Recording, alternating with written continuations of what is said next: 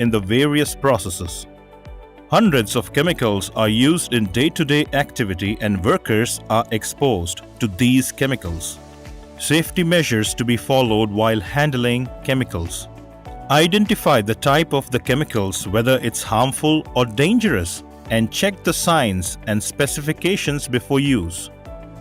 Use appropriate personal protective equipment such as safety apron, hand gloves, and respirators before handling any chemical.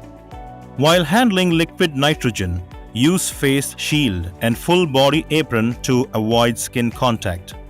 Conduct hazard identification and risk assessment before using any chemical.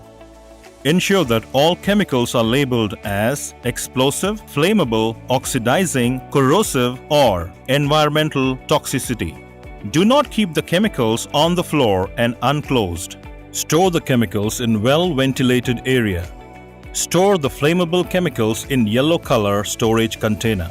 Use secondary containment to store chemicals such as diesel, oil, paint, and thinner and maintain their storage limit. Do not inhale or inject any chemicals as they cause hazardous reaction on contact to the body. Do not drink, eat, or smoke while working with hazardous chemicals. In case of chemical contact, inform your area first aider or supervisor. Prevent mixing of oil into rainwater drains and clean the chemical spills immediately. Dispose the harmful chemical container in a safer way. Maintain the Material Safety Data Sheet (MSDS) to learn about the chemical specifications.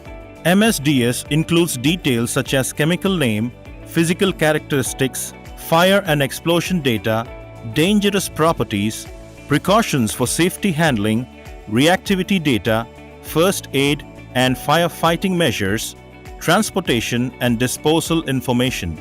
Keep all the MSDS in the first aid box of the respective region. All the employees should follow the safety rule while handling hazardous chemicals to create an accident-free zone. Epiroc, united in performance, inspired by innovation.